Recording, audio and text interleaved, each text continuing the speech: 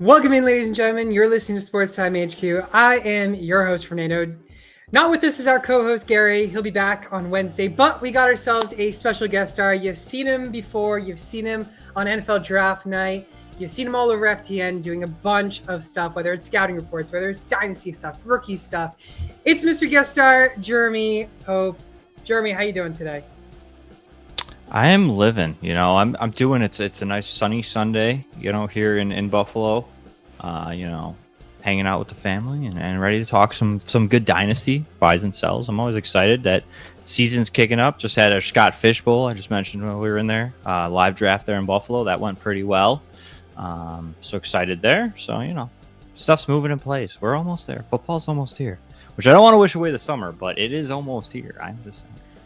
Yeah, technically the summer just started 8 days ago? Technically, Probably. First day of summer. First day of summer. But hey, I'm also excited. I'm also excited for the season as well. You can never go wrong with the season coming up. And it's about a month and a half, and we got redrafts gonna come up right around the corner. Yeah, I feel like some people's redraft leagues are probably starting really soon, I would guess. Let me ask you, July, maybe 2 weeks, I guess you say. What's the earliest redraft draft that you've been in any of your leagues? When did you draft? Scott Fishbowl. That's true. That's it. True. Those are the only ones that I don't play too many redraft leagues anymore just because of content, and I just kind of live in that dynasty realm there. And so I don't do too many. I do one with some coworkers and his friends. And that's literally the first day of the season. So that's the latest one I got. And then the earliest one is Scott Fishbowl, because typically I'm doing a live event and it's usually June, aka yesterday. So it's a little tough. Sometimes there's those edges in it, but sometimes being too early is too early, especially for most people's leagues. I feel like waiting till mid-August is probably the best, but doesn't work for I completely agree with you. I think a few years ago when I did the live Scott Fishbowl, I did it in Boston, and it was in mid-June as well. And I was like, man, I feel like this is so early for a redraft league. Mm-hmm. But I mean, it helps. I remember last year, the Buffalo one was the first one. I think it was. I don't know if it was this weekend. I know there's a couple before this weekend this year. But I do remember, I think we were the first one last year, and it was I think it was a week earlier or so. And I was like, oh God, I don't know. Take my best shot. Too early. And you also pray and hope that they don't get hurt in OTAs and training camp and everything. That's the biggest concern, doing it so early. Yeah, those major injuries, minor stuff, you can kind of get around, but God forbid somebody goes down early. No, literally, imagine. I mean, usually we see these hamstring injuries, but it's usually the torn ACLs that are really what's the brutal ones that you don't want to see. Yeah, ACLs, Achilles, all those major ones. The hamstring stuff can linger. I guess it depends on position. Toes, midfoots, all that stuff, the ankle sprains, all those things you don't want to see, which can easily happen, with ankle sprains rolled up on and stuff like that. You see limited really full speed contact nowadays in the preseason and training camp and stuff, but still some of that stuff can linger, shoulders for quarterbacks. It really goes positionally, but really don't want to see any of them banged up. Any injury starts to make you go, At least it does. I don't know. No, I never want to see these injuries, especially unless they say, he just got a scrape on his elbow. Then I'll be like, all right, we're good. Yeah. He just got a little scratch. He's fine. Put him back on the field. Flesh wound. We're all right. Jerry, I must ask, because we're asking all these guest stars coming on the show, are you a morning person or are you a night person? Oh, I'm a morning. Well, I guess I'm everything nowadays. Once you start doing fantasy content, as you would know, Fernando, for a couple of years, you kind of just become a person that's awake all the time. No, really am a morning person. Always have been. I always get up early, and I don't like to stay out super late. And when I say late nowadays, as a father, 9 o'clock, if I make it that far, I'm lucky. But once fantasy season hits, it's usually I'm up till midnight, get up at 4 or 5 for work, and then go to work, come home, fantasy, blah blah blah blah blah. So, but yeah, morning person. The grind never stops in the fantasy world. No. Never. In life. That's a good preparation. That's true. partway through it, and I can tell you, every time something's broken, something's moving, something got to go here, do Something's that. happening. There's always something. Never a Just when boring you moment think, in life. no. And if it was all just normal, then it would be so boring. You got to make it fun, interesting, right? Much like fantasy, Much like fantasy. Speaking of fantasy, let's talk about some news and notes from around the league. Only a couple notes to talk about, but Justin Tucker has been officially suspended for the first 10 games of the season. This was obviously due to the violation of personal conduct policy. So he is eligible for reinstatement November 11th. He is 35 years old. He is still a free agent. But I will say, arguably, he might be one of the best NFL kickers in history. But I want to ask you, Jeremy, do you think that Justin Tucker will find himself another home now that everything's squared away and the suspension's official? Or do you think that last year was really his final time on a team? My guess is he will find somewhere. My guess is you'll probably see a kicker go down. He'll probably come out if it's going to be if the team wants to absorb the off the field concerns. But you could see a team like we saw the Chiefs lose Butker there for a bit last year. If a true contending team really lost somebody, I feel like they would entertain the idea to bring him in. I don't know if it will totally happen. If anything, my best prediction would say that maybe next year, that maybe they'll let the floodwaters reside from all of the off the field stuff and see maybe he finds a place next year. Outside of, like I said, an injury midseason to a team that's really a contender that wants to add who is a fairly reliable kicker. And again, it'll go down as whether they want to absorb that off the field stuff. So potentially, but I think it takes an injury. I don't think anybody's just going to be like, oh, okay, let's add him and let's sit on him. You know what I mean? Like, I think it's going to be he'll be unsigned until about mid-October, unless somebody gets hurt. I wonder if he would go. I wonder if he would go back to Baltimore. Baltimore would take him back. Say, for instance, like their sixth-round pick. Their sixth-round pick doesn't work out. I think if they cut him, I mean, maybe if there's an injury, but I feel like if they've cut him at this point, they're cutting ties and it's done. And I think his time in Baltimore's done. I could almost guarantee that one. I feel like. Yeah, I think you're very on track with that. I think his time could be officially done, but again, like you said it perfectly that maybe it just takes one injury for him to find a team. Lastly, the only thing, and I don't know if you can hear the music outside. There's high school graduates here in Europe. This is a culture shock, by the way. High school graduates here. You graduate high school and you party for one whole week on this like big like those little tractor trailers that you kind of go on when you're going to like on a corn maze and everything. One of those things. Oh yeah, like a farm wagon. And they are partying like crazy. I mean, there's like they just keep passing by the main street and they're so loud and everything. The other day I was taking a nap. I woke up to like panicking because I heard it. My goodness. But it's a culture shock though. I must say there's nothing big in the US that I find when you graduate. It's kind of just I feel like we usually do a day. That's a big thing. My neighbor had their grandson, I think, was over and they had their party here yesterday, but like it's done. They're cleaning up the tent now. Like, you know what I mean? Like it's one day and you're done. That's your celebration. Now get back to work. That's basically what we say. Exactly. Europe's different though, They don't. I don't even think they work half the time. Like midday siestas and stuff like that. I feel like Europe's like a whole different ball game over there. I tell you, the job that I'm working here, I mean, the government is like they're like, you don't have to work this many hours. We'll give you some money on like if you just work this amount of hours since you're a student and everything. It's like actually crazy. And like our bosses, they're like so laid back and they're like, if you can't get it done today, don't worry about it. Just do it tomorrow. Tomorrow's another day. But like back home, I'll be there tomorrow. But yeah, it's crazy. Speaking of getting back to work, Aaron Rodgers, he finally stopped being a couch potato. And the potato has walked on to the state of Pennsylvania to go to Pittsburgh. And what's your thoughts on him going to Pittsburgh and him announcing that it's his final season? I mean, it's the best thing for the Steelers at the moment. I was So for a true. bit. I was keying in and saying, Will Howard was a pretty good shot in rookie drafts, which he still might be.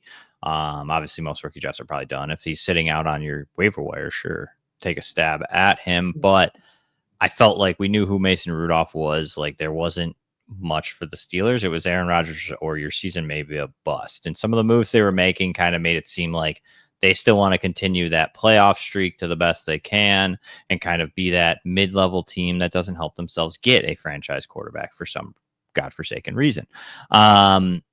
Because let's be real, they're not a Super Bowl team. I love the Steelers, and no disrespect to the fans, no disrespect to the team, but in the AFC, they're not even close. So this makes no sense to me. Why they would even entertain it. Makes sense. It's Rodgers last season. I feel like we saw him last year really struggle. I know it was the Jets, but like he's not the same player anymore. And I think it will be good for us as fantasy managers if you roster DK Metcalf and either Caleb Johnson or Jalen Warren. Like I think that they're going to be able to create some viability out of these players. But really, I'm only totally interested in DK and then in the right spots, Jalen Warren and stuff like that. I'm not going to be taking Rodgers. I'm not going to deal with that. I'll take the beneficiaries of him being there and probably feeding DK is my guess at this point in time as today stands. So I'm indifferent about it. I feel like I get it. I know I can see why he's going to walk away, Yeah. So. And like you said with DK, I mean, we saw with Garrett Wilson, Devontae Adams last year, he was peppering them with targets. And I think you'll see that again. And I think DK Metcalf, it was Geno Smith at the time. He was still getting targets. I think Aaron Rodgers, a little bit of boost from Geno. Maybe mediocre anyways at best. But still, he's going to get peppered with targets. And I think for fantasy purposes, still love DK. Rodgers again, I mean, miraculously, he might be a top 12 quarterback, but you're dreaming for something that probably isn't there if you're wanting that to be the case. Be honest, I'd be very surprised if he was top 15. I'd be surprised if he was top 20. Like top 20. I was just gonna say 20 would probably even.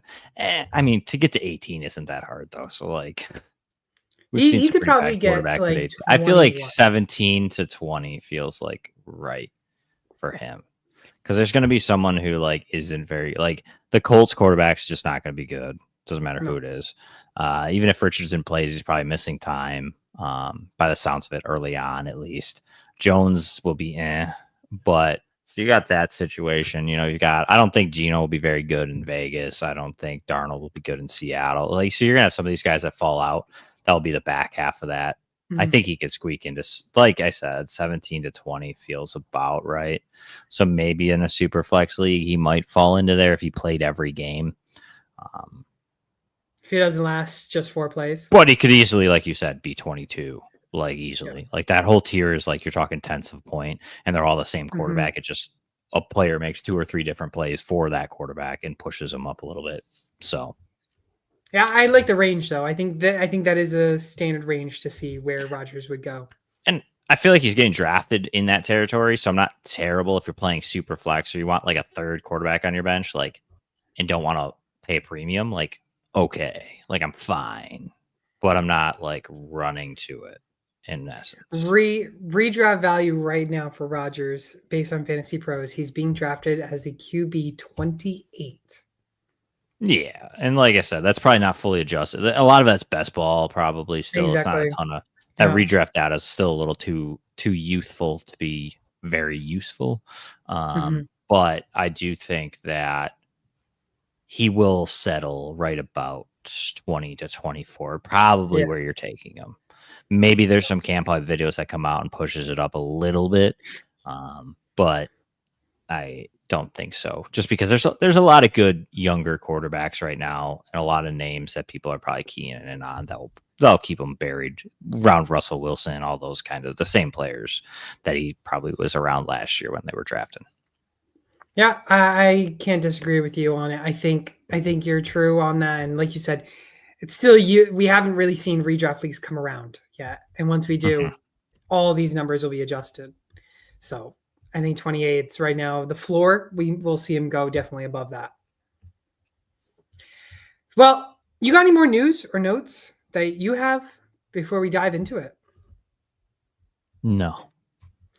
Still, it's at that lull. When I talk on the Dynasty podcast too, it's the same thing of just like we're in that lull at the moment. The time where you can kind of make some trades and stuff a little under the radar, but like there's just not much. This is kind of where you can check out as a Dynasty manager. You get like a week or two of just like, all right, let's hit the pool, flip some hot dogs on the grill, and come July though, 4 days from now, July 4th, you got to be like on it. No. Once training camp hits, that's where everybody will get in and start. Yeah, that's when it really starts. That's I still have some redraft leagues that I think that people forgot they're drafting. No timer either, so yeah. No timer, but it's all right. We got till September. We're good. Like we got all the time in the world. We got all the time in the world. Well, let's get into the most important part of this show that obviously everybody wants to talk about. Dynasty buys, sells, and one bold prediction for the Dynasty season, this upcoming season for the both of us. We'll start with the Dynasty buys, and I'll start with my guy. I'll start with my guy first, one of my guys anyways. And, for people who listened to it last year, I was really big on this guy last year. I thought he was going to go above 1,000 receiving yards, and he just didn't do that yet. This year, it might very much be the case, and it's Mr. Marvin Mims. You look in the first half of the season, he was not really much relevancy. Bo Nix was still getting acclimated to the NFL league. But Marvin Mims, the last 8 games, he was a stud. I mean, he had 3 of those 8 games. He had 15-plus fantasy points. The last 2, he was a top 10 wide receiver, finishing as a wide receiver 3 and wide receiver 7. He finished the year with 503 yards and 6 touchdowns. And in those 8 games, he had 443 yards, and all 6 of those touchdowns came in that back half of the season. He was technically on pace of just to be like 60 yards shy of 1,000 receiving yards. Yes, they added Evan Ingram. Will he be what he was with Trevor Lawrence? I don't know, because we've seen him in New York for the Giants. He was kind of the star tight end that was supposed to come out, was faced with injuries. We saw Evan Ingram deal with a little bit of injury last year. Want to see if that lingers around still. If not, Ingram's still a great choice to get on tight ends for fantasy. But still, I think Marvin Mims is going to take that next step into this season. Bo Nix, I still think is going to be another big jump into his second year. So I think right now, if you're trying to get someone in your dynasty leagues that you don't want to pay too much for, I think Marvin Mims is the perfect option, because I think right now you can get him for around a mid-third round pick. You might have to pay like a third and a fourth, but I think that's right now, I'd say, his average value for dynasty teams.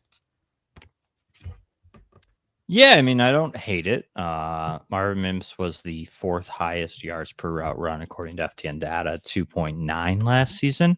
Now he was the only person outside of Chris Godwin to be below 90 targets on that list. So it was a little bit of a smaller sample size. Very explosive type of player. We saw that ability to take it off the top end of the offense at a 17.9% explosive play rate. So again, a little bit higher stat there as well in the grand scheme of things, but I don't necessarily buy it. I mean, if you're giving up a third, I mean, I wouldn't contest you there. Like, third round picks are very much irrelevant more times than not. So your chances of hitting on that is probably just as good as Marvin Mims being valuable.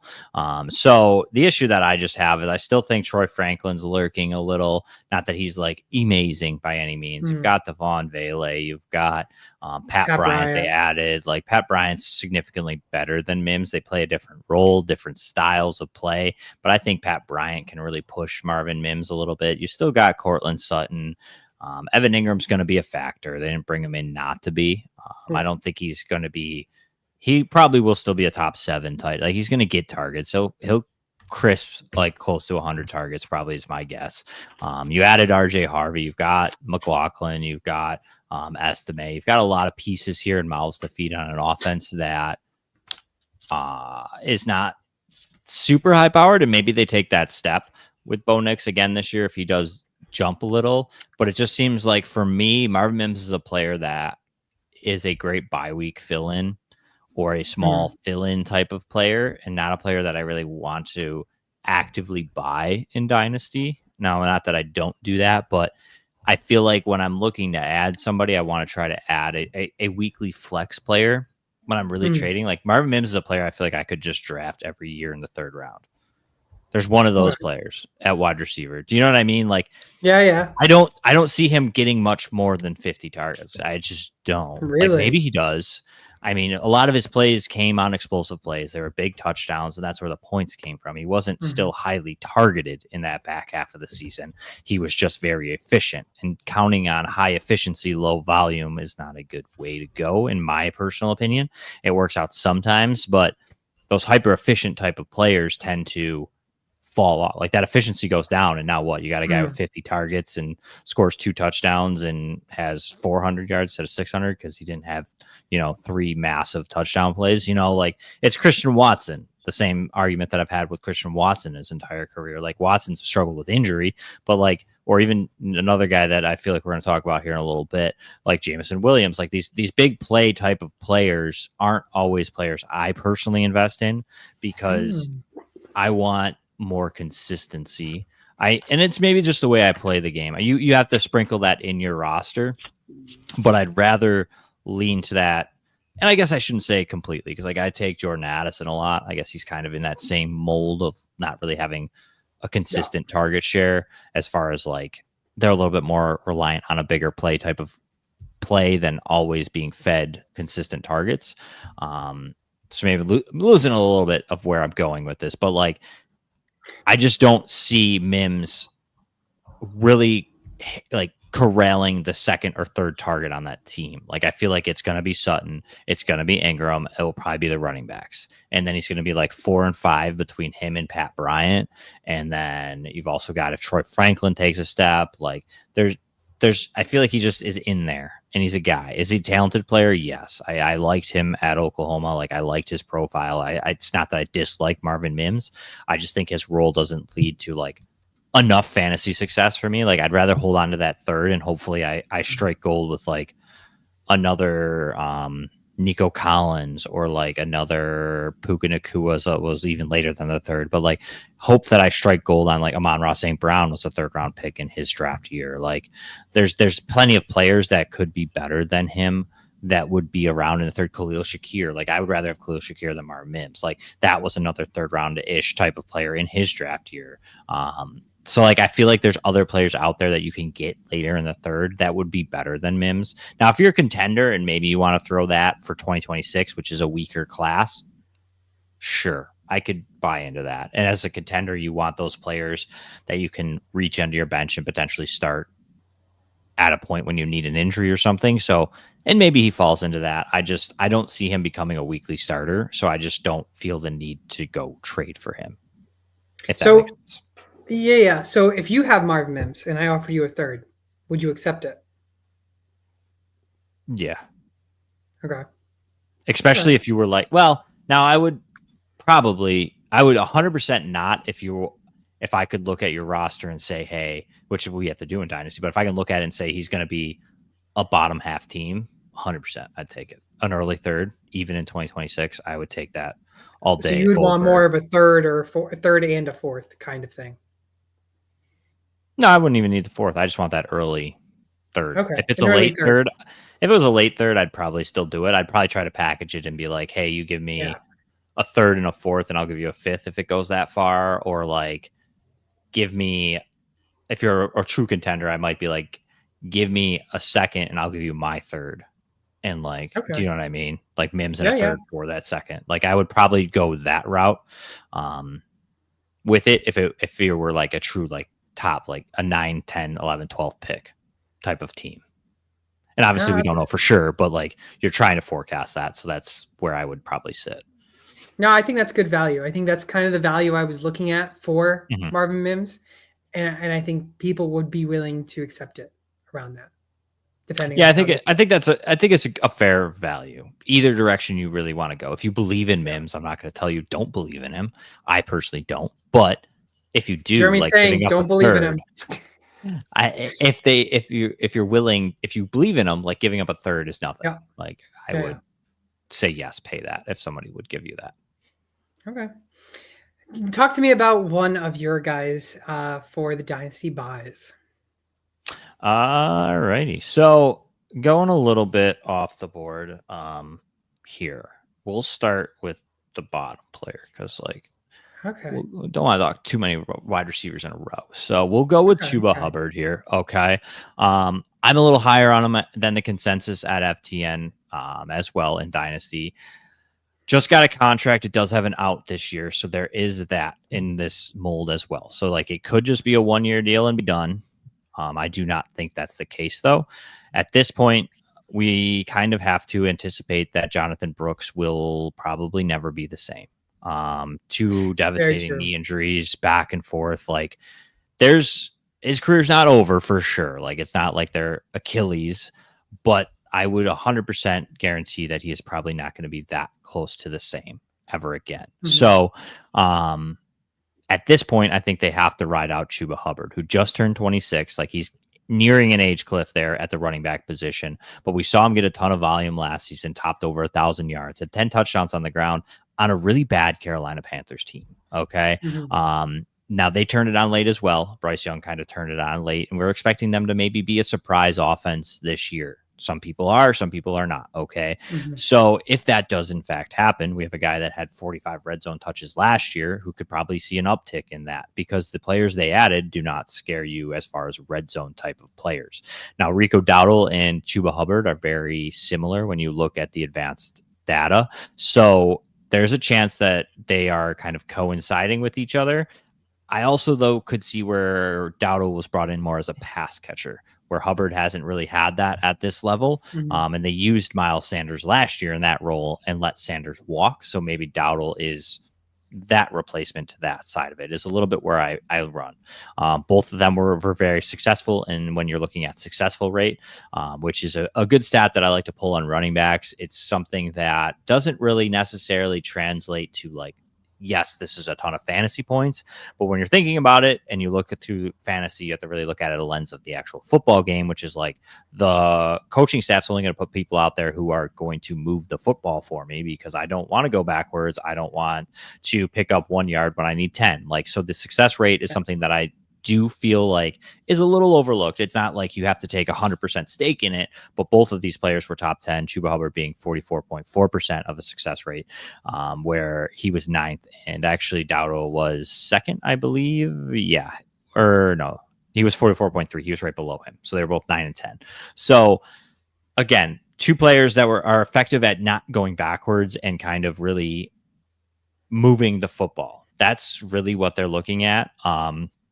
Both of them had low stuff rates as well, according to FTN data, and they were both missing. They're both lacking on like that explosive side of it, which is surprising because Chuba Hubbard in college was an explosive runner. Doesn't really have it right now. The explosive play rate's not there. But I think with some improvement in the offense, opening up the box a little more may open up some opportunities for those runs to be a little bit longer and hit some of those home run hits that I think he still has inside of him that we haven't seen yet because of the inability of the offense. Nobody's afraid of the passing game in Carolina. So if they can get that going, it'll open up, lighten up the box a little, allow him to evolve. And right now, I feel like he's one of the cheapest, like top 15 type of potential running backs that you can get. Like, I don't think he's a top 12 guy unless he has an absurd, like 16 touchdown season, because he doesn't have the passing chops that we would want from these early type, especially in PPR nowadays. So yes, he's kind of a little bit of a grinder, but one of those that like, it could be like that Nick Chubb light version of like that kind of grinder that's going to get you 1,100 yards, maybe 12, 13 touchdowns, and kind of be a solid plug and play type of player, even if it's like a flex player. But he's definitely a starter for me. And that's where I'm like, because it's a messy backfield, and if you can nail these messy backfields, that's where your value is. And I think people just don't like, if they see a Panther logo next to the player, that's a bonus because they're just like, oh, they're bad. And they also see Chuba Hubbard and they go, he hasn't done anything, which he kind of has. So, and I know it's close to the age cliff, so it's maybe a little bit more towards like a contender, and that's just the way I also play. Like, I don't really buy running backs until like I need them, and I don't need them when I'm 0-12 and like have nothing around them. Like, I want wide receivers then, and I'll build through the receivers, quarterbacks, tight ends, and then add the running backs at the end. So when I'm looking and saying I'm looking to buy a running back, it's because like I'm a fringe team, or I'm like finished second and just need like something to push me over. Like, that's who Chuba Hubbard is. And I'm fine giving up a little bit. Again, you're a fringe team. I'm fine giving up a second if I really had to. I don't like want to, but I feel like running backs, typically when you're talking about them and you're talking about trade values, at least in my leagues and most leagues I see, you got to pay a little bit for them because they tend to just be pricier. People don't like to give them up. So I feel like that second I would be fine with if I'm a true contender. If you're a mid-second type of player, you're team 7 last year and you want a player to add, like, see if you can get away with like another player in a third or fourth or something. Just because you're second, if you're there's maybe one injury away from being like 1-1, and then you're giving up 2-1, and that's like way too much. So like, careful there. But I do think that a second for a true contending team is fine for me. I would be 100% willing to give that up for Chuba Hubbard, who I think has a good 2 years left of decent fantasy production. I think I've been on the fence with him. I was debating about actually putting him somewhere on this list, but I wasn't sure whether it was on the Dynasty Buy side or the Dynasty Sell side. Because I think, like you said, you're giving a lot of these good values for him, and I think that's what's making me kind of lean more on the sell list, because I actually really liked him last year, and I think he has potential to, again, do really good this year, but there's also that uncertainty. Like you said, Panthers logo you see next to him, you're a little concerned sometimes with it. And I think he can easily be another top 24 back, again, like we saw last year. It's just, again, all depends on why they brought Rico Dowdle. Will he just be used for the passing game like Miles Sanders was last season? Will he kind of be more of a committee with Chuba Hubbard? But again, Chuba Hubbard, like you said, on the age cliff of that running back core of being 26 years old, I think if I had Chuba Hubbard, I'd probably try and sell him to a guy like a contending team like you, for instance, who is willing to give up a second. I think I'm okay giving a second to Chuba because, again, he had that one really, really good season last year. He could have it again this year, but then there's also a chance he will not. So I think that's where I'm at with him. I'm like right in the middle in between both. And those are the players you got to try to strike on, because those are the easy ones to make the trades. You just got to be on the right side of it. Yeah, which Chuba Hubbard could be the wrong side. You know what I mean? Those are, because it's tough. I always laugh sometimes when I see the people who post stuff on Twitter or anything like that, and some of the articles, and I'm just like reading them, and it's like, go buy, like, I don't know if I've ever seen this, but like, go buy Justin Jefferson. Like, yeah, no duh. Like, everybody's trying to get, like, yeah, exactly. I get that. Like, but it's these players like the Chuba Hubbards, like even Marvin Mims, like, these are the players that you have to, like, where people are very, you can make a case either direction. Like, yeah. And it's truth. Like, I've been wrong plenty of times. Everybody's been wrong. Like, I'm not saying that I'm right, but like, that's where you want to try to be right. Like, you know what I mean? Like, try to really do your research, be convicted on like what you want. And like, I mean, it's okay to make the mistake. Like, who cares? You know what I mean? Like, you're wrong. Like, but I mean, like, those are the players that really help you propel to like consistent success, is really keying in and finding those players. Like, it's easy to go and say, go get Sam Laporta and like, the main ones. Like, obviously try to get them, but you're paying a premium. But if you could give up a second and you get a top 15 running back next season, like, you know how much more ahead you are than the rest of your league? Like, that's great. Like, that's how you play the game. That's how at least you really win and have consistent success, is that and rookie draft. Like, that's just the way it is. Like, you can't, I always just like everybody's, and even in like the FTN Discord, I see it a lot too, of just like, should I, like, this guy wants this player, but like, I want to get Brock Bowers instead of Mark Andrews. Like, why are you going to pay so much for Brock? I get Brock Bowers allure, but like, they're not going to really want to give him up, and you're going to pay way too much. Like, just take Mark Andrews and offer him a different deal. You know what I mean? Like, exactly. I'm not saying like buy Mark Andrews, but I'm just saying, like, you don't need to always go and get like their best player. Like, you know, being able to kind of key in on some of these mid players that can become the best players are really the key to the game. Yeah, and sometimes they don't pan out. I know, I think, 4 years ago, I had a guy named Lynn Bowden who I was all in on. I was all in on Yeah. him. I had such a good case on him. The Denzel Mims year. Yeah, man, I I had was I on that had a train. big man. I was all over. I actually had I think I convinced Adam Rank when he was on the show to actually buy into him, and then obviously he just didn't pan out to anything. Yeah, that was a rough year. It was rough. It It was rough, happens all the time. Rookie stuff is tough. Yeah, And exactly. even the NFL hasn't got it right. Look at how many quarterbacks they've missed on. I mean, Very true. how many players in the first round are actually still in the league in general, just every position, like That's true. It's a tough game to make your hay in that category. So And if you miss, don't ever feel bad about yourself. When you're a Browns trust fan, me, the Bills aren't. When you're a former Bills fan, let's even be honest. They still draft like crap. You tell me who was their best player that they've drafted recently. Let's be honest. Like, it hasn't been anybody. They always, what they're good at is they're good at the late round guys. They find players like Christian Benford all the time. But outside of Josh Allen and arguably Tremaine Edmonds, like, they have been crap in the first round. Russo's been decent, but like, they're just Kyrie Elam. Like, you can go through this list. I don't even remember. I just forget about them. Patriots are no better. Patriots are no better with the wide receivers, anyways. Yeah, I mean, I could have told you they were dumb for taking Jalen Polk, or N'Keal Harry, or Javon Baker. Yeah, I mean, I haven't. Jalen Polk was just Xavier Legette. Like pick. Some of these, I don't get sometimes how they get talked into. Jonathan Mingo, like, I don't get how they talk themselves into these. I just don't. I mean, I get it, but they get bored. I do it to players, but like, I'm just like, this profile doesn't look good. Like, no. Are we looking at the same thing? I get he's athletic. I get he just ran a 4.3 and he's like 250, but like, kid can't run a route. Like, are you sure this is what you want? Like, at 35, like, okay, you sure? You sure? My goodness. Well, let's talk about a player that isn't 35. He's actually just been in the league for just a couple of years. And this is, again, another wide receiver. I actually talked about him last week with Eric Moody, and he was actually a guy that I had a bold prediction on that would finish as a top 10 wide receiver this upcoming season.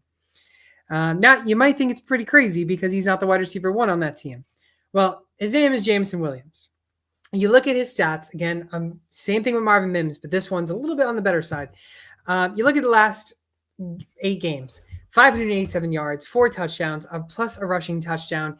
I mean, he was on pace to have over 115 targets, about 70 receptions. He was on pace to have over 1,200 receiving yards.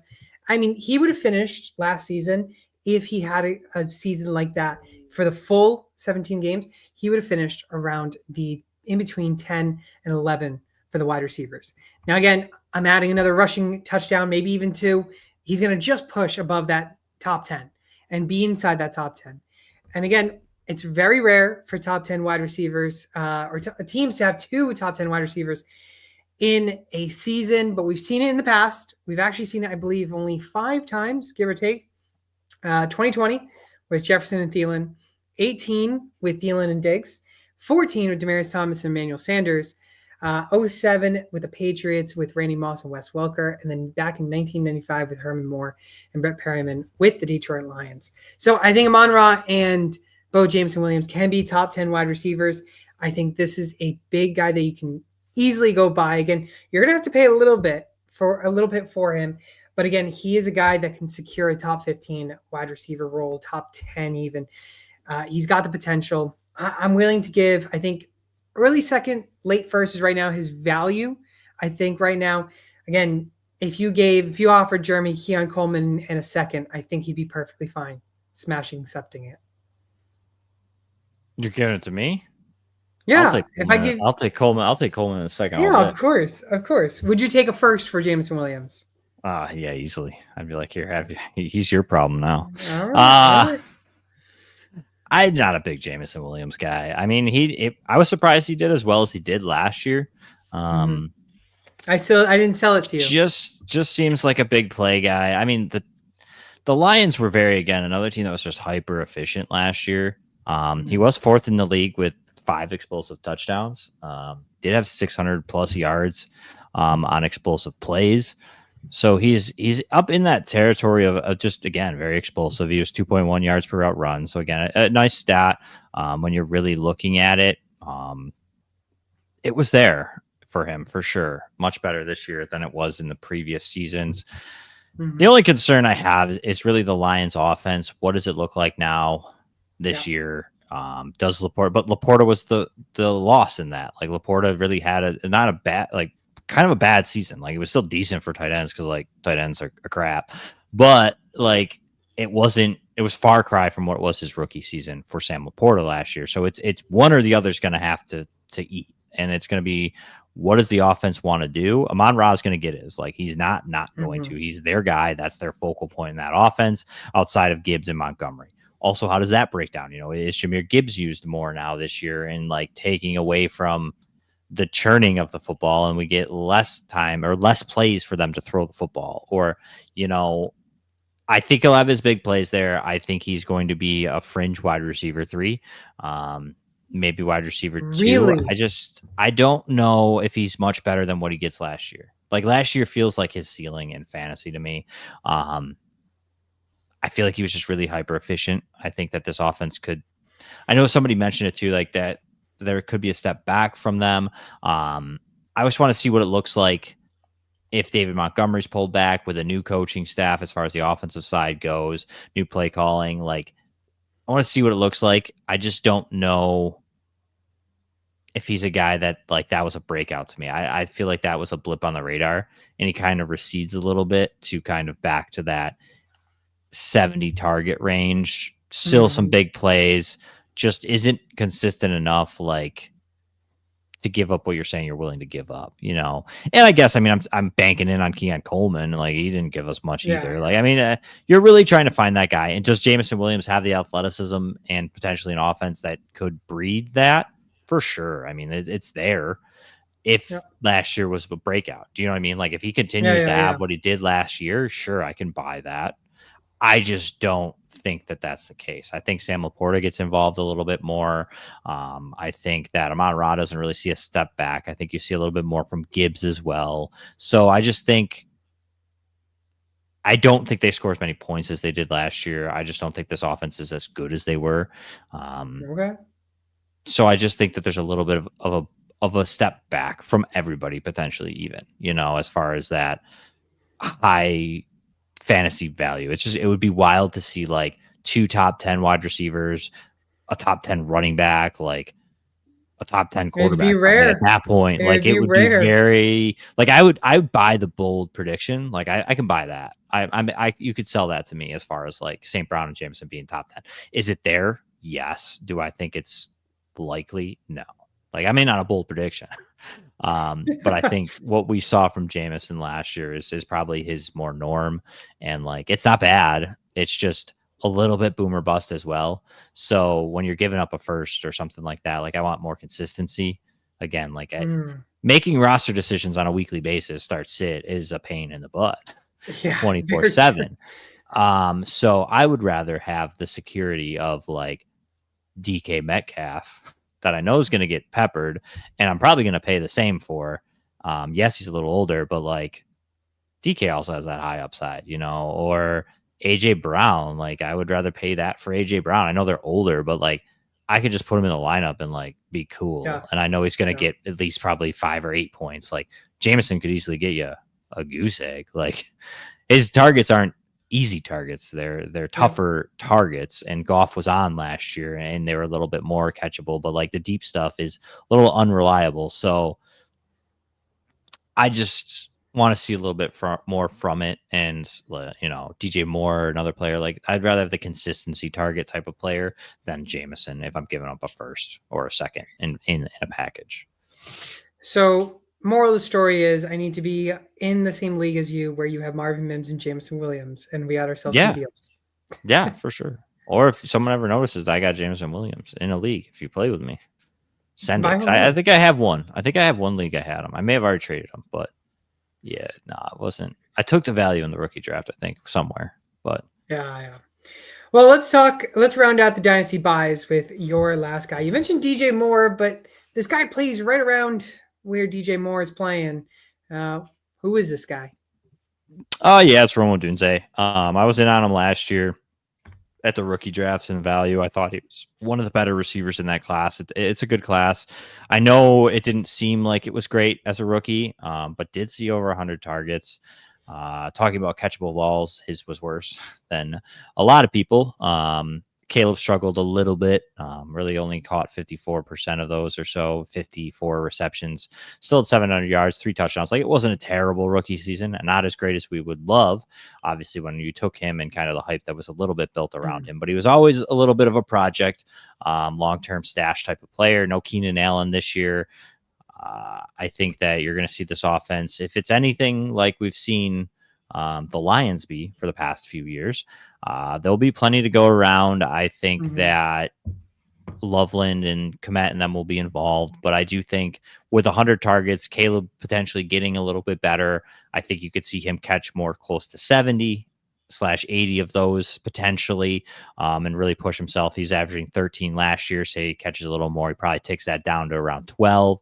You're talking close to 1,000 yards, maybe gets in the end zone, 6-7 times potentially, double up those touchdowns on a little bit more of receptions and a better offense. Like, I could see it. I still believe a little bit in the talent, still only 22 years old. Well, 23, I think he'll be at this year. And I think the value is low right now. Like, I'm just looking at play. Like, nobody likes Rome Odunze right now. I don't. Pretty much nobody. You can have him. Yeah, like, I mean, there's probably somewhere you could get him dirt cheap. I guarantee it. I think I can agree with that, and I think that's because how like there's so many different players on that team that there's gonna be so many mouths to feed, and I can see why you want him as a buy, because I think. But there's not as well. Like, there's a lot of names, but like, are they like DJ Moore? Okay, he's there. Yeah, and he's the guy. Like, I'll give you that. But he had 100 targets. He had 100 targets, and they had Keenan Allen last year. You know what I mean? Like, it was the same offense, and he still had 100 targets. Like, they're going to throw the football. That defense is still bad. Like, they're going to be throwing all over the yard. And, like, Loveland's going to eat into what Allen had a little bit and Komet had. Like, there's still plenty of room to be had here for this offense. And it's just efficiency. Like, I think his efficiency goes up a little bit. I don't know if he gets to, like, 140 targets, by no means. But, like, maybe he does. But, like, even on 100 targets, if he's just a little bit more efficient, like, you now have like a top 24 wide receiver. So what are you paying for him right now? What would you be willing to pay for him? I'd give up a second anywhere in the second round. Okay. Especially this year. Okay. Like, now this year, most of your drafts are probably done, but especially even in 26, like, even if I was 2-1, like, I would probably, the receiver class is weaker this year. So, like, I would give that up for a former like top 5 pick in most rookie drafts last year. Like, I'd give it. He's top 10 pick in the NFL. Like, there's still a profile. I know he's not the most graceful player, but, like, I still think that there's potential here for him to be a very viable fantasy asset for many years to come here. I think I'd give him a second. I think I'd give him a second only because I've had players in the second round like Kendre Miller where I've drafted. My one and only biggest mistake, Kendre Miller. But Marvin Mims, Fernando. I've had plenty of mistakes. I said I've had plenty of mistakes. You can say there's more than one. Yeah. Although I will say I was not in on Kendre Miller. Kendre Miller. I wasn't either, actually. And he just kept falling and falling. And I was like, I don't have a share of Kendre Miller. I said, it was like mid-second round. I was like, you know what? I'm just going to throw a dart on him. If he hits, he hits. And of course he didn't hit. And so I've learned to never, ever take in rookie drafts the best player available, because sometimes you should just reach on the guy that you want. I drafted in one of my leagues. I was actually still drafting rookies. I drafted Kyle Williams at the 2-2 in a 10-team league. Now, sounds like a lot, but he's realistically right now worth a late second. But the reason why I drafted him at 2-2 was because of the fact that there was a guy who's a Patriots fan who has 2 picks in between my next pick, and I was nervous, and I wanted Kyle Williams. Just take a guy you want in rookie drafts. That's my biggest thing. I've done that once or twice. Yeah. Exactly. If I know a player's not coming back, I'll just take him a little earlier. That's what exactly. It is. And if it doesn't hit, at least you managed to get your guy still. I mean, it's like a 30% chance any of the picks that are in the second round. That's true. Like, that's very true. I mean, truthfully, like, Might as well go down swinging with the guy I like. Swing for the fences. Right? Swing for the fences. It's just on your guy. Never. Bunt. Bunt. Marvin Mims, Jameson Williams, my Dynasty buys, and Rome Odunze and Chuba Hubbard. Jeremy is 2025 Dynasty buys. Let's get into the Dynasty sells. And Jeremy, let's start us off with a big bang with whichever name you want, because they're both big bangs. I love bangs. Yeah, we'll go with the easy one first. We'll go with George Kittle. I know it was a really good tight end season for him this past season. He's been a staple of the top tier of tight ends. The age is starting to catch up. We've seen that, especially even with Travis Kelce too. Like, these guys are starting to age. Kittle plays a game that is not physical. He's a very physical tight end. He will throw his body around. We've seen him battle injuries his entirety of his career. He's also been very boom or bust, we'll say. He usually hits in very short spurts. Now, whether they're games or just one game, but he hits them in like spurts and then kind of can disappear at times in that offense as well. Right now, I feel like a lot of people are really in on him. Just got a contract. I feel like you have either side of it. It's either like you're all in on Kittle or you're just out. So I really think you can get probably a first round or second round pick for George Kittle. Probably firsts. Probably combination of a first and a second, even depending on how your league is. And I just think that Kittle's one of those players, as you can tell in this episode. Like, I don't necessarily love to have to make that tough decision on a weekly basis. And Kittle's one of those players that will give you that. Like, is this the week that he just disappears, or is this the week he scores 3 touchdowns? So yes, he had a lot of points. He finished near the top of the tight end groups for many years. But like I said, it's come in spurts. Like, there's games where he has 4 touchdowns, and that's a great week. But then he has 5 weeks in a row where he has 3 points. Like, so the consistency bothers me a little bit. And I just think he's aging. The time's coming. The clock's ticking. Yeah. He's talking about how he wants to be a wrestler after football. Like, you don't start talking about that if you're like all 100% in. Like, I mean, he probably realizes that the writing's on the wall, the age, etc. And I'm not saying it's happening next year, even the year after that, but it's coming. And I want to try to trade those players before you have Travis Kelce sitting on your bench right now. Like, that's good luck trading Travis Kelce. Like, he's had a little bit of a downtick, but like, you really can't get much for Travis Kelce now. If you got rid of him 2 years ago, like, you would have gotten a better end of the deal. And that's where I want to be ahead of the game here with George Kittle. I feel like there's enough tight ends out there now, especially this year too, some good rookies coming in, that I could at least kind of reset that a little bit. And maybe I feel like 10 or 12, you probably have another tight end that's decent. So I would be fine, maybe trying to get that first and go ahead and try to get somebody like a Kincaid or even a Pitts. Like, Pitts is even decent enough to start on a weekly basis, depending on where you really are in your team's arc. Like, if you're trying to win this year, maybe keep Kittle. Like, I get that if you have nobody else, but like, maybe you're fortunate to have George Kittle and maybe you drafted Mason Taylor, or you have George Kittle and you have Dalton Kincaid, or you have trying to think here, Pat Freiermuth or Jake Ferguson. Like, there's some players that are going to be serviceable at tight end. And you could get out of George Kittle and like make a bang for the buck. I'll say I actually did sell George Kittle. He was something I would agree on for a dynasty sell. I think I sold him. I think this was earlier in the year. I think I sold him in dynasty for an early second and like a mid to late third. So I think that's good value. Right now is a tough time to move because a lot of people also forget how good players are. Like, and selling right now on older players is a bad mojo sometimes, because like, they do forget. Like, if you try to sell Alvin Kamara, they're going to be like, well, he's going to be like 90. So like, no, I don't want him. But then after week 1, when he goes for 45 points, they're going to be like, oh crap, I'll give you all my picks for him. Like, that as much as we play Dynasty, most people still have that short-term fantasy mind at times. And so he had a good finish to the season, so that may still be in their mind, a forefront of it at least. But again, it might be beneficial to wait if you're trying to trade like a player like Kittle right now.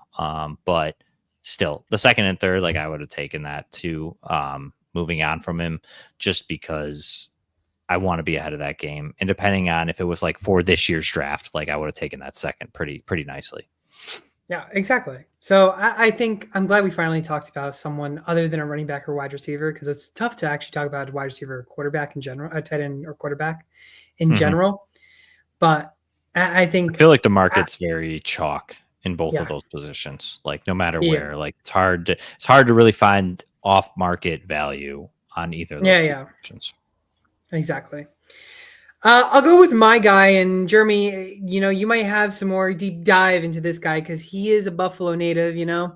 It's Mr. James Cook. He was a top 12 running back last season. In fact, he was top 12 in the last 2 seasons. He's 25 years old. He's on his contract year. You know, he's got the concern of sitting out. But again, back-to-back seasons, the 1,000-plus rushing yards, 16 touchdowns. Is 16 touchdowns sustainable? That is a big number for a running back, and it's very tough to come back another season to have 16 touchdowns. Ray Davis last year, 442 yards, 3 touchdowns. He was a 4th rounder from the Buffalo Bills. But when he got 50% of the snaps, he actually finished as a top 15 running back. Wild stat to think about. But again, James Cook, he converted 25% of his red zone carries into touchdowns. It was the highest rate for any running back, any qualifying running back anyways, which was above David Montgomery, above Derrick Henry. And it's something that you put a question to. Like, he can be really good, but his contract year, Allen rushes too. Ray Davis is going to get more involved. I think this is right now the best time to sell James Cook. I think you can easily get a first-round pick. I think right now, I think the highest value could probably say, if you're still drafting this year, is like the 104 for James Cook. The only pushback I'll give you is that I don't think anybody's going to pay that because of the contract concern. I know I wouldn't. As much as I still believe in James Cook, I do think he will be a Bill. I think he will get a contract at some point throughout this process. But I think to the general fantasy world, that's concerning, because if he doesn't end up on a Bill, or he holds out, or he goes somewhere, like, what do you get? The Bills are a different animal, okay? And when you're talking about some of that, now, yes, Lamar Jackson runs, but something that people have always overstated is Lamar Jackson's rushing ability in the red zone. They do not run him in the red zone. He is not a red zone threat in the run game, as crazy as that sounds. He just doesn't. They haven't done that since the entirety of his career. When Dobbins was there with Edwards, Ingram, all those guys, they handled the workload in the red zone. So with that, you know, like when you're talking about those conversion rates, like, teams know it's going to be Derrick Henry. Okay. Teams know when the Lions line up, it's going to be David Montgomery that's getting the football. It's a little easier for defenses to key in on those plays. With the Bills, Josh is a red zone runner. That's where he makes his hay. That's where the Bills have done that so well for years to come. And that's something that gives James Cook the edge in that category, because the offensive line was very, very good last season. And you add in the threat that, like, truthfully, Josh may keep this and go. Like, you know what I mean? Like, there's more of that in that offense. And they do run Lamar at times in the red zone. Like, they don't not. But, like, Josh has been a focal point of the red zone run game for the Bills for years now. So you have to really respect that part of the game. So it helps him a little bit. He's a very good interior runner. He's quick side to side. That helps him as well. And they're finding those holes and those gashes to kind of get those types of touchdowns in short yardage situations.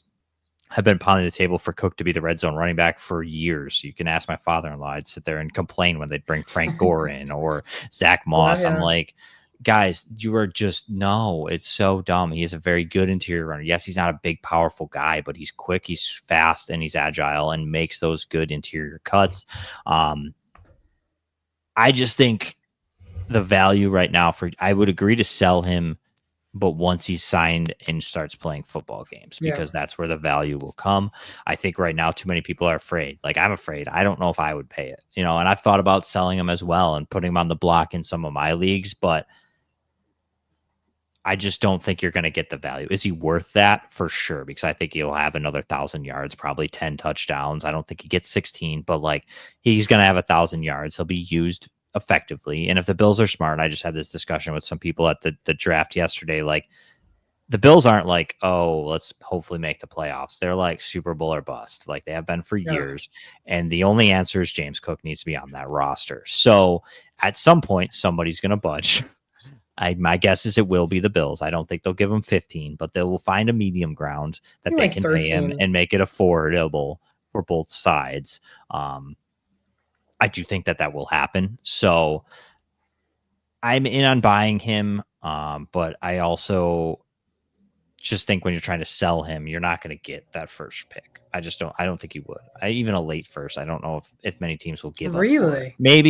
Maybe, but I just feel like if he's not on the Bills, it's a whole different game. Like, what if he's in like, I don't know. Like, what if he gets traded, we'll say, and they trade him to like, don't even say anything bad.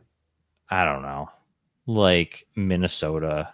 Or like, you know what I mean? Like they swap him for Aaron Jones. Not that that's like a good trade, but like, he ends up in a messy situation. I'm trying to think like Denver. What if he goes to Denver and the Bills got back like Jaleel McLaughlin? Stupid trade, but like, you know what I mean? Like if he ends up in a situation like that where it's a crowded room, like now all of a sudden that value is not there for a first round pick, So maybe I'm naive to it. I know I wouldn't because of the contract situation. Because there's a chance he holds out. And if he holds out, we've seen that happen. Even if he holds out till the beginning of the season, like look at what Josh Jacobs was after he did that. Like look what these guys don't. Yes, there's in shape, but there's football shape, and that only comes in training camp. So if that holdout goes on, like you're not going to get a first. I just don't think you can get that. Maybe you can. If you can, sure, do it. I'm fine with it. But I just don't think that value's there, and I don't think I'd give him up for like a second. Like I just don't, because I still think that there's plenty of run left, and I think he will probably be with the Bills. Is my guess. So, okay, fair enough on that. I think he might still be a Bill. I'd be surprised, but I think also the moment he gets traded or leaves the team, I think that's the concerning part where I think his value will decrease. Mm-hmm. So, agreed. From East Coast to West Coast, Jeremy, give me your guy that you're feeling to sell in 2025.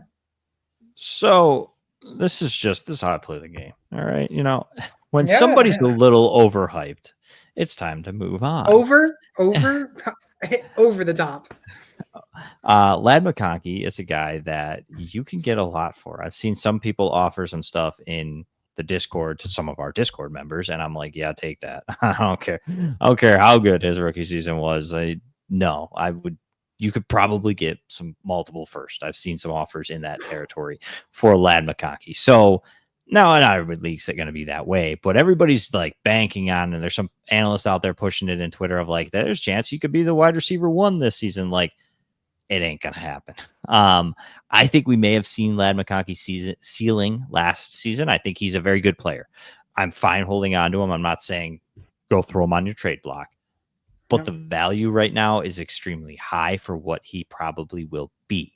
I've made these arguments for like Chris Olave in the past, like other players like that. He's a wide receiver too. That's who he is. A low end, maybe you'll get those blip like 10-12 type of finishes, depending on injury, stuff like that. But like he's a mid-level wide receiver too for fantasy. And that's good. It's not bad. Like I think that's where he'll settle. I think Trey Harris is being overlooked. You have Tyler Conklin's going to steal a little bit of work. You have a team that wants to run the football. They do. And last year they had to throw a little more because the defense wasn't as good as they hoped. Also, the receivers weren't as good as they hoped. And they had to. It just didn't work, And the running backs were a little washed. Like Gus Edwards still not signed. Like they were washed. And J.K. had a good start, but kind of flamed out. So like. They now have Najee Harris and Omarion Hampton, and they are going to want to run this football into the ground. So I just don't see McConkey getting like the stuff to push him to top 5 value, which is almost where some people are valuing him at this point in time. So that's the only reason. Like I don't hate the player. Very good. His yards per out run data is very good. A lot of the advanced metrics are very good. There's nothing that glares that he's going to be bad. It's just the value for him right now is very high, and I am fine. Like I honestly feel like you could move McConkey for like Garrett Wilson plus something, and like I would take that all day. You know what I mean? Like I just feel like there's people out there. You could probably even honestly send Lad McConkey and get like Marvin Harrison Jr. back. Like, and I would take that. No way. I feel like it could be possible. Like if someone has done that, send it to me or Fernando. Like I really feel like I guarantee you, if you put a Twitter poll, I may even just do it right now. I'll just do it right now. We'll see. Do it right now. Tag me in this. I'm gonna do it right now. We post as well. I do want to see if that there's can just happen. No way. There's no way. I'll tell you right now, and this is redraft, of course, but redraft ADP, he's being drafted as the wide receiver 11.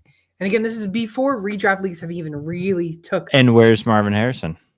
He's like 18, I think. Like I 18, bet you. I think. Yeah, I think he's 18. I'll double check on that. 15 PPR leagues. Yeah, see, I told you. But it's crazy. It's crazy how high. Don't get me wrong. Again, I agree with you. Ladd McConkey is a great player, but the overhype that we are seeing with him is to the moon.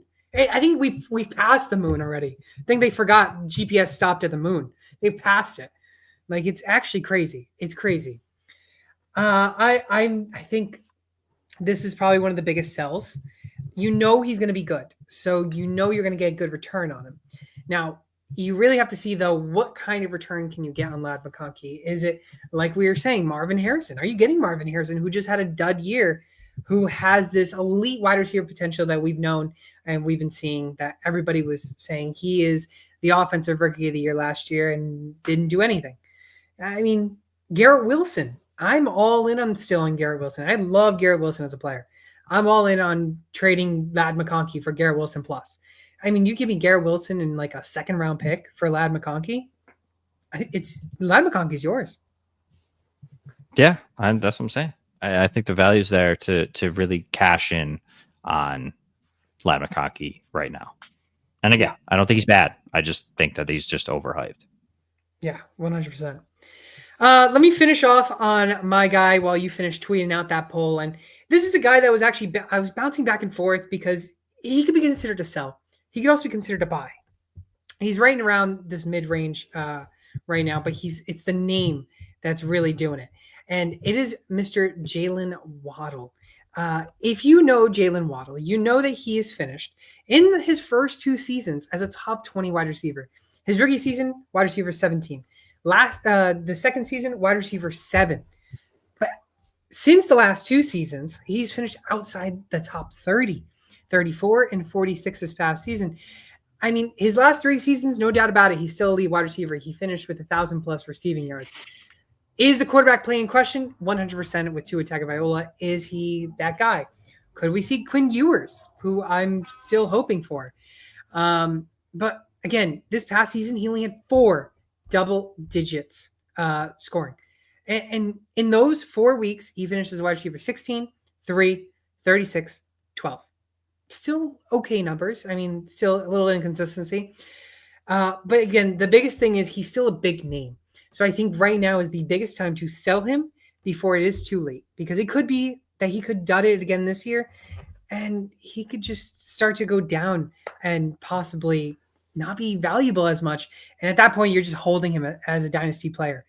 I think there's a chance that you can still get a late first round pick because of the name.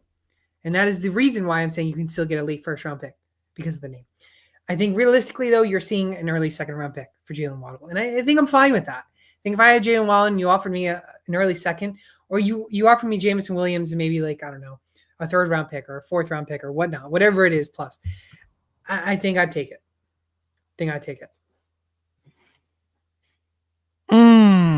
I mean, I wouldn't say no. I like Jalen Waddle though.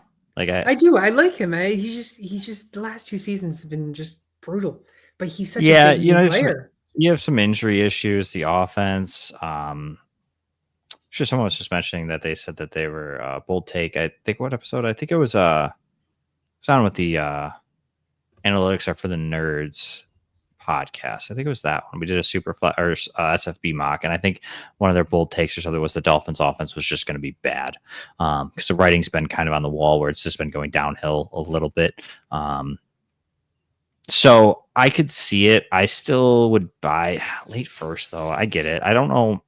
I don't think I'd pay a late first. You know, I'd pay a second. Early second. Yeah, I would. I'd pay a second for Jalen Waddle. I feel like I'm on the other side. Like I feel like I'd buy Jalen Waddle because I feel like I could probably get him for a second. You know what I mean? Like I'm gonna buy that talent. I mean, yes, he's a little bit of a clogger potentially, but I don't think so. Like he'd be in my lineup every week. Like he'd be a flex player. Like you know what I mean? Like exactly. I'm not buying him to be my top receiver, what he was maybe as a rookie or anything like that. Like where you're hoping for that high end ceiling, but like he has that ceiling in him, and he's like my third receiver. Like, I don't know. I feel like he's more of a buy, in my opinion. Like Tyreek Hill's getting close to being gone. Like, I can't agree with sell, but like, I think this is what we're seeing with like the Chuba Hubbard, where I can see him as a sell and you can see him as a buy. Yeah, I can see that. But see, and again, it's like the Lat McConkey discussion. Like, I try to sell people when like people are like way over market. You know, when they're low like this, it's like, you know, I get it though. I get it because like he may never return to that form. Like maybe this is just Jalen Waddle. Like maybe he was just has blip of the radar was his rookie year. Like so, I get that. I understand.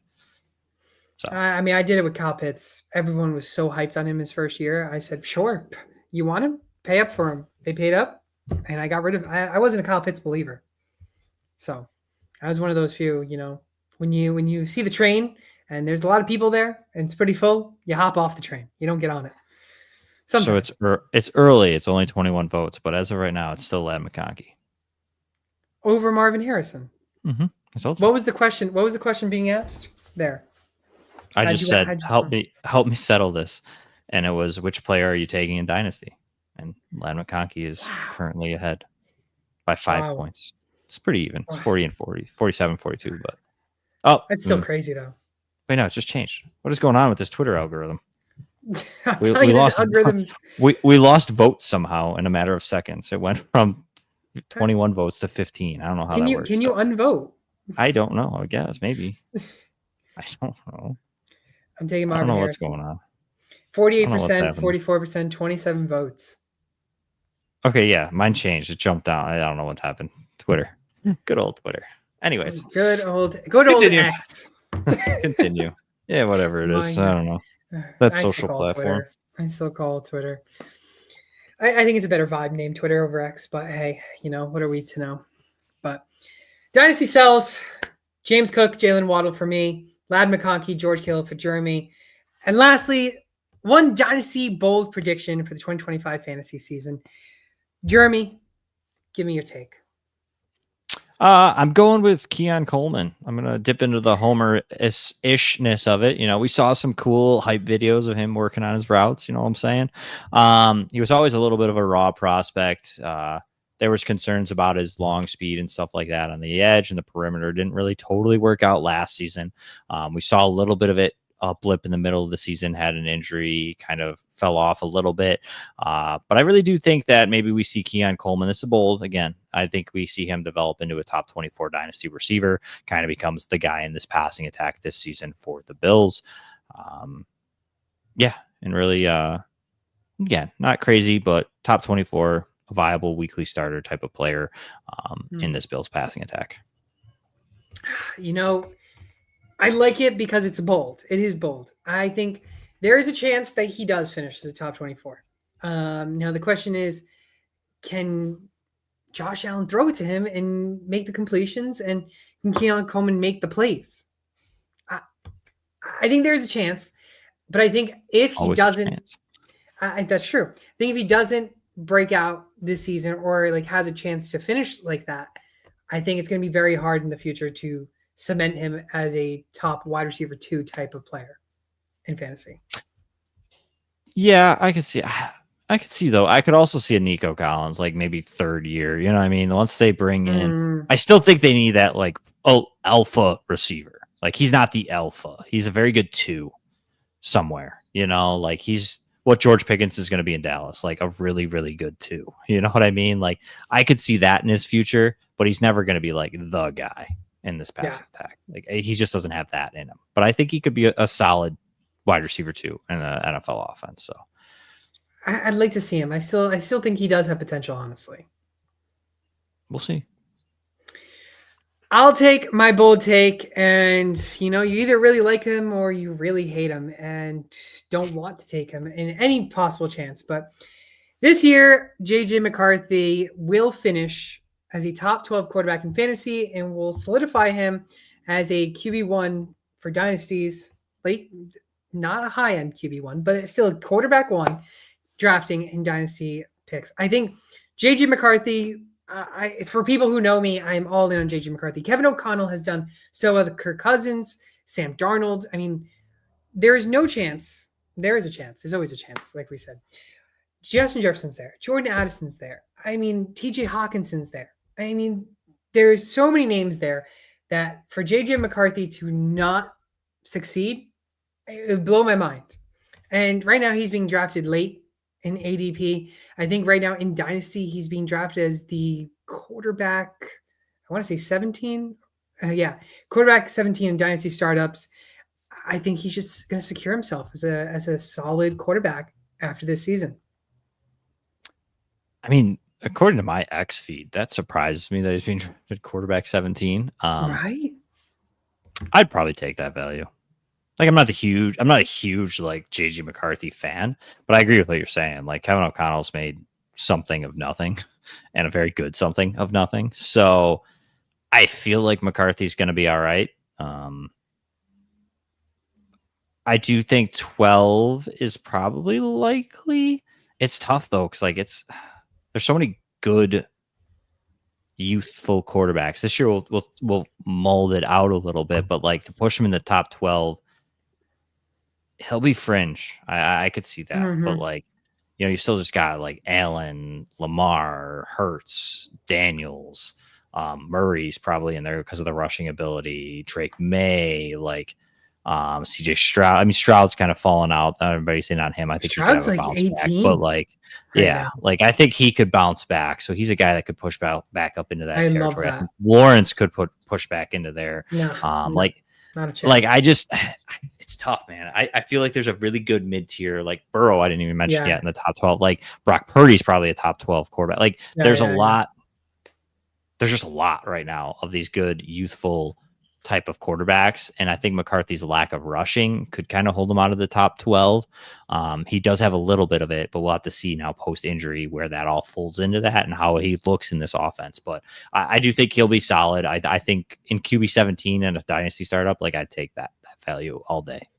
Honestly, sure. If we're talking like dynasty leagues or even redraft leagues now, I think I'm willing to wait on quarterbacks in superflex leagues. Give me the quarterback 17 and 18 in JJ McCarthy and CJ Stroud, and I'll roll with them. Oh yeah, I in Scott Fish, you don't have to start a quarterback, but I ended up taking somewhere in like I think it's 8 or 9. Like no one's taking quarterbacks; they're really leaning into the points per carry. But I took Love and Stroud back to back at like 6 and 7 or something. That's so nice. You don't have to start them, but like I'm like both these guys could be pretty solid, and like the running backs were picked over by then. Like everybody's just hammering them. Like my running back core stinks, but like it is what it is. I'm just going with the receivers and I guess the quarterbacks. We'll see how it folds out. But like I think Love could have top 5, top 10, top 8 potential. Like Stroud has top 8 potential. Like there's a lot of good value at quarterback right now in drafts. So I'm excited. I'm excited for the redraft leagues, but also some dynasty leagues. Can never go wrong with them. Again, I am saying for my bold take that JJ McCarthy will solidify him and develop into a top quarterback 1 type of player, and Keon Coleman will finish as a top 24 dynasty wide receiver for Jeremy. Jeremy, it's always a pleasure having you on, of course, and let the fans know where they can find you and what in the world you are doing. Nothing. That's my hope, right? You can find me days off, you know, on X and Blue Sky at Popes FFH. You will find links to everything somewhere on one of those 2 pages. And all the written stuff, rankings, etc. is at ftnfantasy.com. Check that out. I know we just released some new packages and stuff. Really cool stats hub. You know, you get all the cool stuff from Radcliffe when you sign up. Even if you don't want to listen to me, you can get the stuff from Radcliffe and Aaron Schatz and Tyler Orginski's with us now. We got a studded cast there for the rankings this season, and me included. But you know, I'm just the accessory piece. I'm the consensus creator. But no, we'll check it all out over there at ftnfantasy.com. Dynasty podcast as well if you want some one-on-one time with myself. So. Appreciate it, Jeremy. And of course, if you're looking for a trophy ring or a bell, go to trophysmack.com/sportstime.hq. We'll be doing our listener league once again this year. Coming up in about a month and a half, we'll be drafting it. Again, the winner of that league will win a Trophy Smack trophy.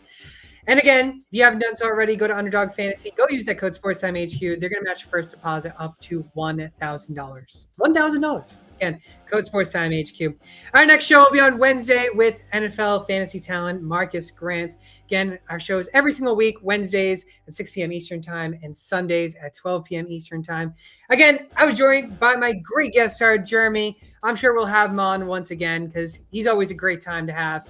Again, go follow him all over social media at PopesFFH. I'm Fernando. I'm your host, Sports Time HQ, and we'll see you all Wednesday.